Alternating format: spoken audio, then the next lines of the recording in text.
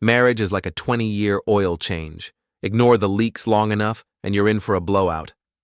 I should have seen it coming when Lora started working those late-night styling gigs that somehow never paid the bills but always left her smelling like expensive cologne that wasn't mine.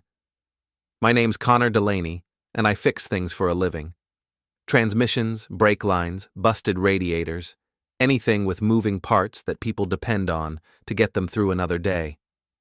33 years old, calloused hands, and apparently too stupid to fix the one thing that mattered most, my marriage. Before we dive deeper into this story, I have one small request. Please subscribe, drop a like, comment, and hit that hype button to boost this channel so more people can discover these incredible Reddit stories. The duplex we rented in this rust bucket neighborhood wasn't much, but it was ours. Or so I thought, until I started noticing the cracks. Not in the walls, in everything else. "You're so clingy, Connor," Lora would snap whenever I asked where she'd been until 3 in the morning. "Stop acting like you own me." I'd bite my tongue and go back to my beer, watching her storm upstairs in those designer heels she couldn't afford on a freelance stylist's income. The floorboards would creak as she paced around our bedroom, whispering into her phone like she was planning a heist. Mr. Dole, our neighbor, spent most of his retirement on his front porch, watching the neighborhood like a security camera with arthritis. Retired cop, 25 years on the force, and more curious than a hound on a scent. "Saw your missus slip into a black Escalade again last night," he mentioned one Tuesday morning as I headed to work. 3 a.m., fancy ride for these parts. "Maybe she's moonlighting as a ninja," I shot back, but the joke tasted bitter. The truth hit me like a wrench to the skull the following week. I came home early from the shop, transmission job finished ahead of schedule, and found Lora in the kitchen with her best friend Ray, both of them cackling over wine. "She says he's like a puppy," Ray was saying, not noticing me in the doorway. "Too loyal, too dumb to stray." Meanwhile, she's got Jeremy wrapped around her finger, and he drives that beautiful Escalade. "Connor's sweet," Lora replied, "but Jeremy makes me feel alive, you know, like I'm worth something." I backed out quietly, my heart hammering against my ribs like a piston about to blow. 20 minutes later, I walked in again, making noise this time. Ray scattered like a roach when the lights come on. "How was work, honey?" Lora asked, all smiles and fake concern. "Just peachy," I said, grabbing another beer. "Fixed a transmission today. Amazing what happens when all the parts work together instead of grinding against each other." She didn't catch the metaphor. She never did. The breaking point came 2 weeks later. Lora stormed in around midnight, reeking of whiskey and that same cologne, her makeup smeared like a watercolor painting left in the rain. "I need space!" she screamed before I could even ask where she'd been. "You're suffocating me with your questions and your neediness." "Neediness?" I stood up from the couch, setting down my beer carefully. "I ask where my wife disappears to every night, and that's needy?" "Yes! God, Connor, grow up! Not everything is about you." She threw her purse at the wall, sending lipstick and loose change scattering across the linoleum. Then she grabbed her overnight bag, the one that had been getting more use than our wedding photos, and headed for the door. "I'm staying at Ray's tonight, maybe longer. Figure out what kind of man you want to be while I'm gone." The door slammed hard enough to rattle the windows. I sat there in the sudden silence, listening to the hum of the refrigerator and the distant sound of Mr. Dole's television through the thin walls. That's when I made my decision. If Lora wanted space, I'd give her all the space in the world. I spent the next 3 hours packing everything that mattered into my pickup truck. Clothes, tools, my grandfather's watch, the photo of my dad from his army days. Left behind the wedding pictures, the joint bank account, and a note on the kitchen counter that read, "Needed space too. You're welcome." By sunrise, I was 200 miles away, driving toward a new life with nothing but a full tank of gas and the bitter satisfaction of finally fixing something that was broken beyond repair. Turns out, leaving your cheating wife is like rotating your tires.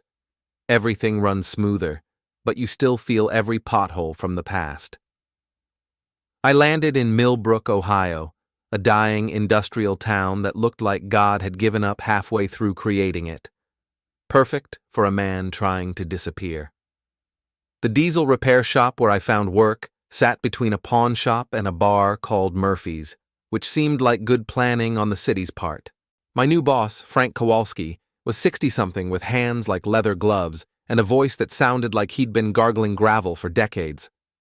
He didn't ask many questions when I showed up looking for work, just handed me a wrench and pointed at a busted Peterbilt.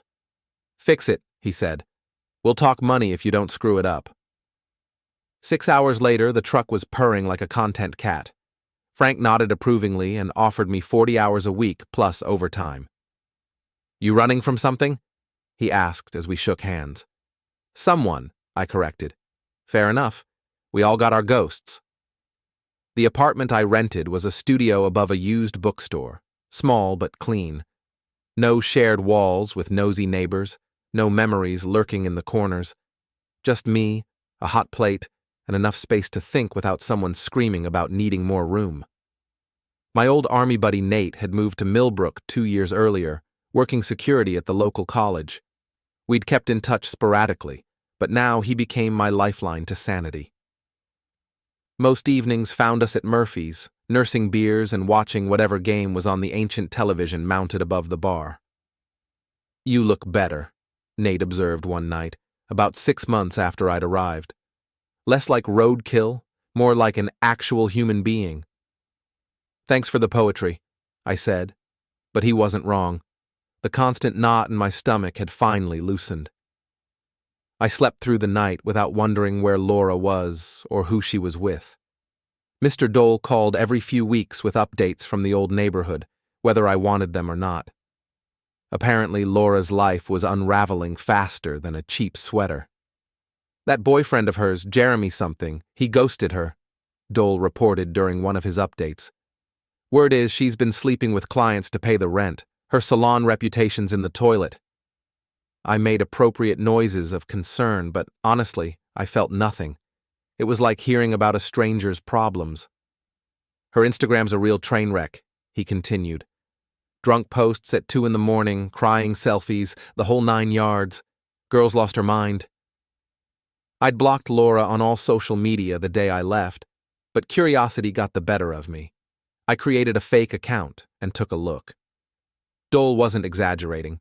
Her feed looked like a documentary about mental breakdown, complete with cryptic quotes about betrayal and blurry photos of empty wine bottles. The comments were brutal. Her former clients were roasting her publicly, sharing stories about missed appointments and botched hair jobs. The influencer image she'd been cultivating had collapsed into digital rubble. I closed the app and went back to my beer. Whatever Lora was going through, she'd earned it. 3 years passed like that. Work, drinks with Nate, the occasional weekend fishing trip. I'd built something resembling peace, if not happiness. Frank had made me assistant manager, the apartment had started feeling like home, and I'd even gone on a few dates with Sarah, a librarian who worked downstairs. Then Nate called on a Tuesday night, his voice tight with concern. "Connor, we got a problem. Laura's been asking around town about you. Someone saw her at the diner this afternoon, showing your picture to the waitresses." "She's here?" "Checked into the Sunset Motel this morning. Driving a beat-up Honda with more rust than paint. Whatever happened to her, it wasn't good." I set down my beer and stared out the window at the street below. 3 years of peace, gone in an instant. "What do you want to do?" Nate asked. "Nothing," I said. "Let her come. I'm not the same man who ran away in the middle of the night." But even as I said it, I could feel the old anger stirring in my chest like embers that had never quite faded. She showed up at the shop on a Thursday afternoon, looking like a ghost of the woman I'd married. The designer clothes were gone, replaced by discount store jeans and a faded sweater that had seen better decades.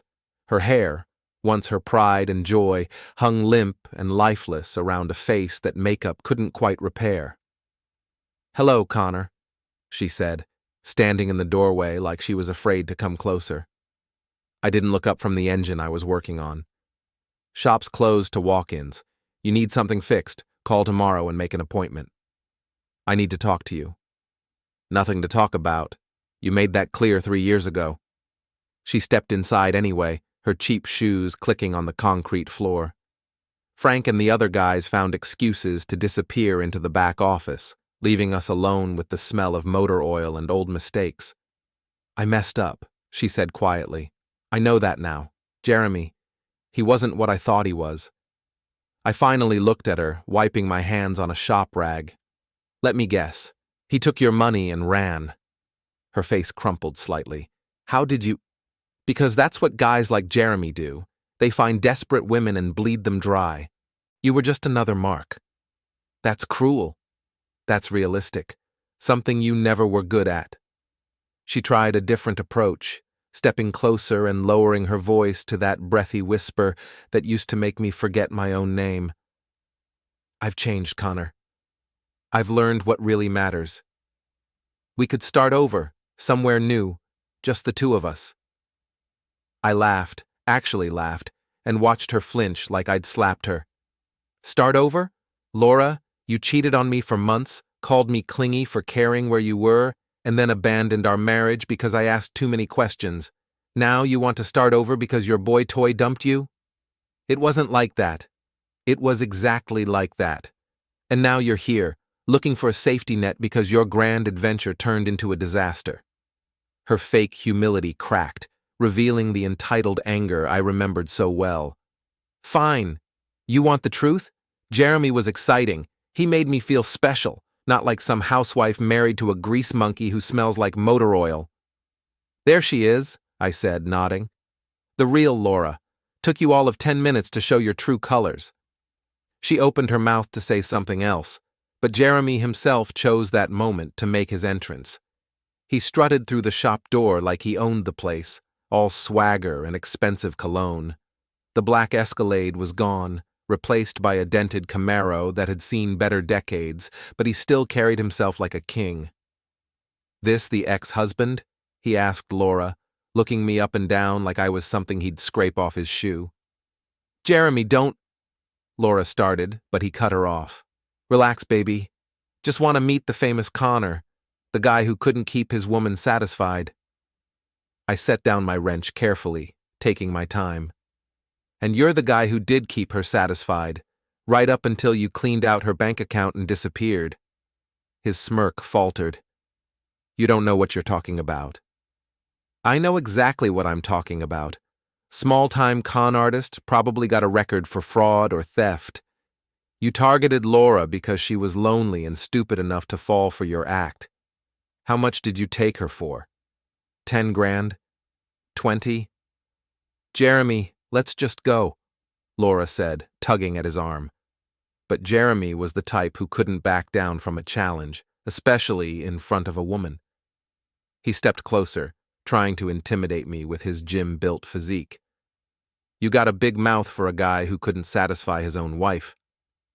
And you've got a lot of attitude for a guy driving a car that's worth less than my toolbox. That hit home. His face flushed red, and he grabbed Lora's arm hard enough to make her wince. Come on, we're done here. They made it to the parking lot before the real fireworks started. I could hear them screaming at each other through the thin walls, Jeremy calling her damaged goods, and Lora shrieking about promises he'd made. By the time I got outside, she was slapping him across the face while he laughed. You're pathetic, she screamed. I gave up everything for you. You gave up nothing, he shot back. A loser husband and a hopeless life in a hopeless town. I did you a favor. That's when he kicked in her headlight, just because he could. The plastic shattered, and Lora started crying. Not the pretty tears from her Instagram posts, but ugly, desperate sobs. I pulled out my phone and started recording. What are you doing? Lora noticed me first. Documenting, I said calmly. For your followers. They deserve to see the real Jeremy. Jeremy spun around, furious. Delete that. Or what? You'll kick in my headlight too? He took a step toward me, but Frank appeared in the doorway behind me, along with 2 other mechanics. Jeremy was tough, but he wasn't stupid enough to take on 4 guys in their own territory. "This isn't over," he snarled, getting into his Camaro. "Yeah, it is," I said, still recording as he peeled out of the parking lot. I looked at the video I'd captured. Jeremy calling Lora pathetic, kicking her car, threatening me. Pure gold. "What are you going to do with that?" Lora asked, wiping her nose on her sleeve. I smiled for the first time in 3 years. "Give you the social media content you always wanted." That night, I posted the video to every platform I could find, tagging Lora's accounts and using hashtags that would make sure her remaining followers saw it. The comments started pouring in immediately, her former clients and friends expressing shock, disgust, and more than a little schadenfreude. But that was just the opening move. Jeremy had humiliated Lora in public, and now he was going to learn what real humiliation felt like. I had 3 years of anger to work with, and all the mechanical knowledge needed to make his life very, very interesting. Revenge, I discovered, is a lot like rebuilding an engine. It requires patience, precision, and the right tools for the job. Lucky for me, I had all 3. Jeremy made it easy by coming back the next morning, rolling up to the shop in his beaten Camaro like he owned the place. He climbed out wearing designer jeans that probably cost more than most people's rent, his chest puffed out with artificial confidence. "We need to talk," he announced, pointing at me like I was a servant he was summoning. Frank looked up from his paperwork. "Shop's closed to assholes." "This is between me and Grease Monkey here," Jeremy said, not taking his eyes off me. I wiped my hands on a rag, taking my time. "What's on your mind, Jeremy? Come to apologize for threatening me yesterday?" "I came to make you a deal. Delete that video and we'll call it even." "Even? What exactly do I owe you?" His jaw tightened. "You cost me money posting that garbage online. Lora's been crying all night and now she's useless to me." "Useless how?" He realized he'd said too much, but Jeremy wasn't smart enough to stop talking. "Look, just delete the video. I'll make sure she leaves you alone." "Counteroffer," I said, walking over to his car. "You leave town today and I won't post the other videos." "What other videos?" I held up my phone, showing him yesterday's footage. "The part where you admitted to running cons on lonely women. Your face is crystal clear, Jeremy. I bet the police would find it very interesting." That got his attention. His fake confidence cracked just enough to show the panic underneath. "You're bluffing." "Am I? Want to find out?"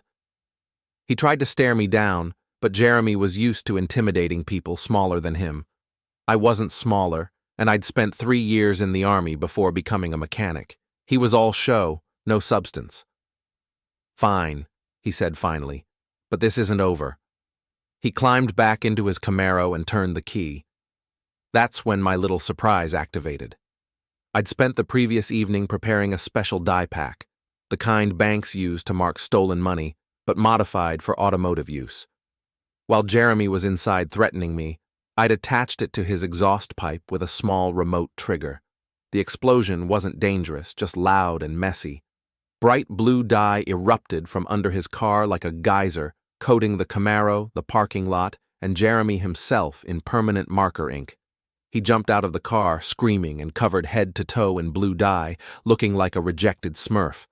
The other mechanics came running, and within seconds everyone was laughing and taking pictures. "What did you do?" Jeremy shrieked, trying to wipe the dye off his designer clothes. "Gave you a makeover," I said, pulling out my phone again. "Very avant-garde, very you." This video was even better than the first one. Jeremy screaming, covered in blue dye, slipping and falling in the parking lot while everyone laughed. I went live on Instagram, streaming directly to Lora's account that I'd managed to hack using her predictable passwords. "Ladies and gentlemen," I announced to her followers, "meet the real Jeremy, the man who stole your girl's money and dignity. Looking good, buddy." The comments were brutal and immediate. People were sharing the video, tagging their friends, turning Jeremy into a viral laughingstock. Within an hour, Blue Jeremy was trending locally. But Jeremy wasn't done making mistakes. That evening, he showed up at Murphy's bar, still faintly blue despite obvious scrubbing, looking for a fight. He'd been drinking, which made him stupid and mean. "You think you're clever?" he slurred, stumbling over to where Nate and I were sitting. "I think I'm thorough," I replied, not looking up from my beer. He grabbed my shoulder, trying to spin me around. That was his second mistake of the day. The first was coming back to town.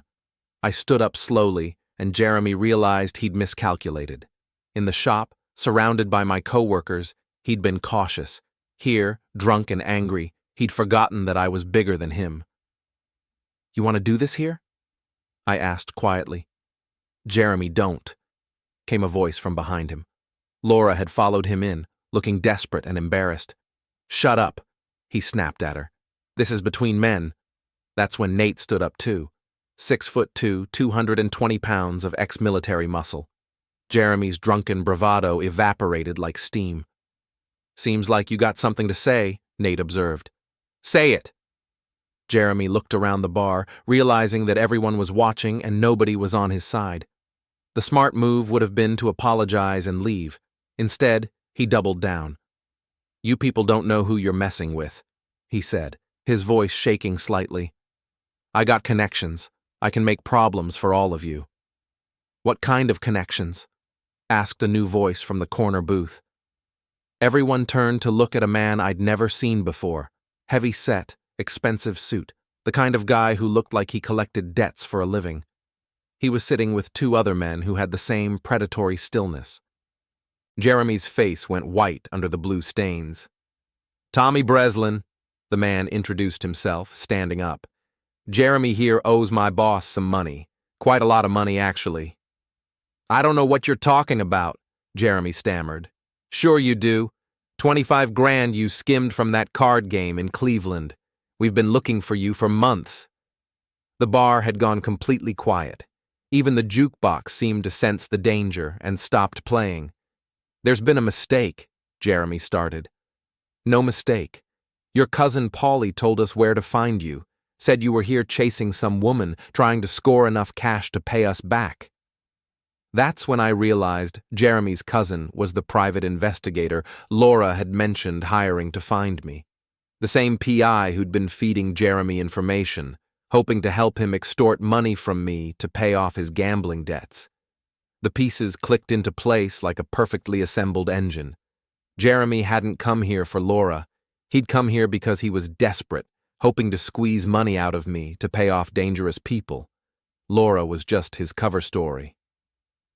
"How much does he owe?" I asked Tommy, an idea forming. 25 grand, plus interest. Call it 30. I pulled out my phone and showed Tommy the videos of Jeremy threatening me, covered in blue dye, making a fool of himself. "What if I told you Jeremy's been bragging about having 30 grand hidden somewhere? Said he was too smart to pay you back because you'd never find him." Jeremy's eyes went wide with terror. "That's not true. I never said that." But Tommy wasn't interested in Jeremy's protests. He was looking at the videos, watching Jeremy act tough and make threats. "Interesting," Tommy said. "Very interesting."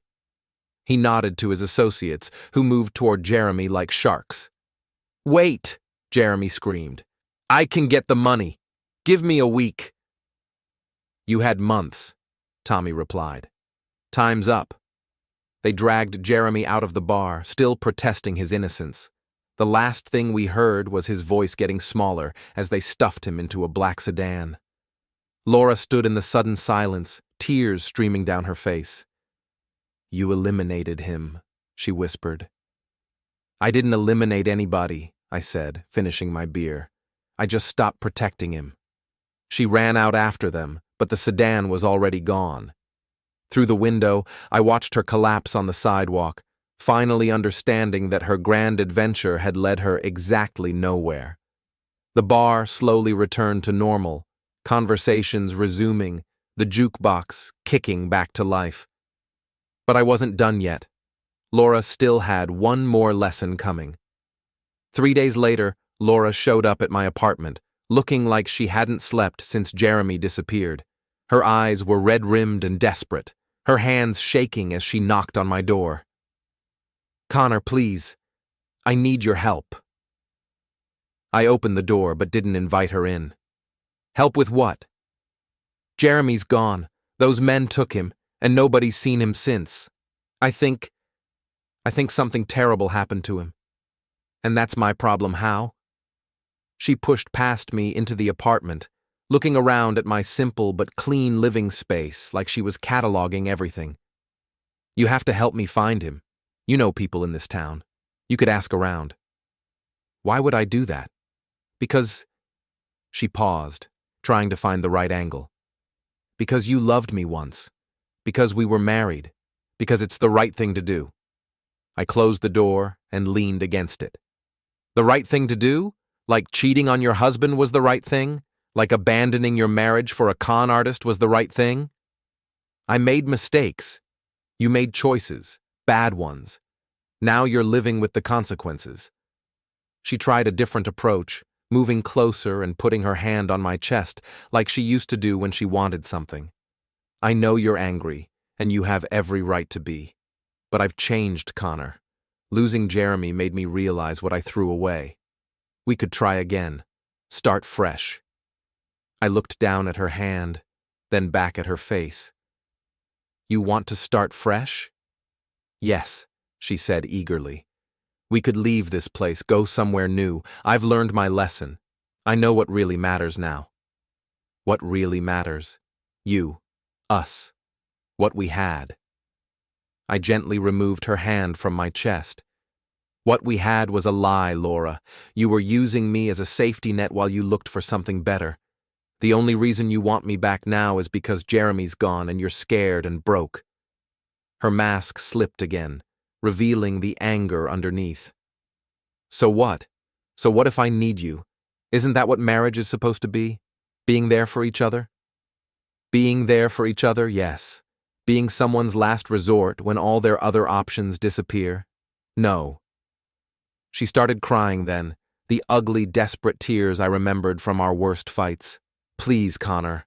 I have nothing left. No money, no friends, nowhere to go. I'm staying in that horrible motel and I can't even afford another night." "Then get a job." "Doing what? My reputation is ruined. Everyone's seen those videos. No one will hire me. Maybe you should have thought about that before you decided to destroy our marriage for Instagram likes and a guy with a fancy car." She stopped crying abruptly, her face hardening. "You're enjoying this, aren't you? Seeing me suffer." "I'm not enjoying anything, Lora. I'm just not fixing it for you anymore." That's when she showed her true colors one last time. "Fine," she screamed. "You want to be petty? You want to punish me? I'll tell everyone in this town what kind of man you really are. I'll tell them you threatened Jeremy, that you're the reason he disappeared." "Go ahead," I said calmly. "Tell them. See how that works out for you." She stormed out, slamming the door hard enough to rattle the windows, but I knew she wasn't done. Desperate people do desperate things, and Lora had always been dramatic. Sure enough, she showed up at Murphy's that night, drunk and loud, telling anyone who would listen that I was a dangerous man who'd threatened her boyfriend, and possibly worse. "He's obsessed with me," she slurred to the bartender. "Can't stand that I found someone better. He probably eliminated Jeremy." The problem with Lora's plan was that everyone in Murphy's had seen the videos of Jeremy threatening me, not the other way around. They'd watched him get humiliated by his own stupidity, seen him dragged away by actual criminals for debts that had nothing to do with me. "Lady," said one of the regulars, "your boyfriend was a con artist who owed money to the mob. Connor didn't have to do anything. Jeremy dug his own grave." But Lora was past listening to reason. She stumbled over to where I was sitting with Nate, pointing at me like I was a war criminal. "Tell them," she demanded. "Tell them what you did." "I posted videos of your boyfriend being an idiot," I said. "Everything else was his own doing. You sabotaged his car. I put dye in his exhaust pipe. It's not illegal, and it didn't hurt anybody except his ego." The whole bar was watching now, and Lora was making a spectacle of herself. Her voice got higher and more shrill as she realized nobody was buying her story. "You people don't understand. He kidnapped me. 3 years ago, he kidnapped me and brought me here against my will." That was too much even for her few remaining sympathizers. "Kidnapped you?" Nate laughed. "Lady, you checked into the Sunset Motel under your own name. You've been walking around town freely for a week. That's not how kidnapping works. He's controlling me, threatening me." "With what?" asked Frank, who'd been quietly drinking in the corner. "Connor's been at work every day this week, same as always. You're the one who keeps showing up places uninvited." Lora looked around the bar, realizing that her last desperate play had failed completely. Nobody believed her, nobody sympathized with her, and nobody was going to rescue her from the consequences of her own choices. That's when Ray walked in. I hadn't seen Laura's former best friend in 3 years, but she looked exactly the same. Bleached blonde hair, too much makeup, and a mouth that never knew when to stay shut. She took one look at Lora and shook her head in disgust. "Jesus Christ, Lora, what are you doing?" "Ray!" Laura's face lit up like she'd found salvation. Tell them what Connor did to me." But Ray wasn't there to rescue her. She was there to finish her off. "What Connor did to you?" Ray laughed harshly. "Connor didn't do anything to you. You did it to yourself. You cheated on a good man with a criminal, destroyed your own business with your drama, and now you're trying to blame everyone else for your problems. You're supposed to be my friend. I was your friend. Right up until you slept with my boyfriend, too." The bar went quiet. Laura's face turned white. "That's right," Ray continued, her voice carrying to every corner of the room. "Jeremy wasn't just scamming you for money. He was scamming half the women in 3 counties, including me, including your own clients. You want to know why your business failed? Because you were pimping yourself out to married men, and their wives found out." Lora tried to speak, but Ray wasn't finished. "You want to play victim? Fine. But don't drag Connor into your mess. He's the only one in this whole story who didn't do anything wrong." With that, Ray turned and walked out, leaving Lora standing alone in a room full of people who now knew exactly what kind of person she really was.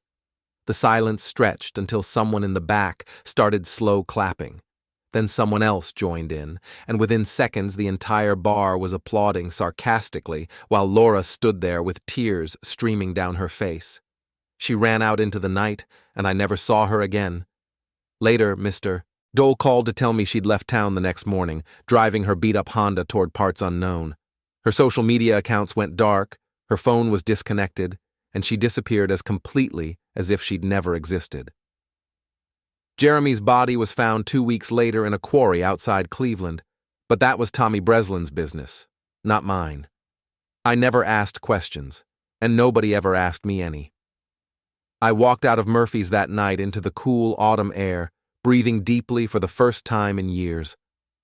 The rain had started, washing the streets clean and carrying away the last traces of the mess that had been my marriage. I lit a cigarette and looked up at the dark sky, feeling something I hadn't felt in a long time. Peace. Funny thing about letting things burn, sometimes you're just clearing room for better things to grow. And I never liked her perfume anyway.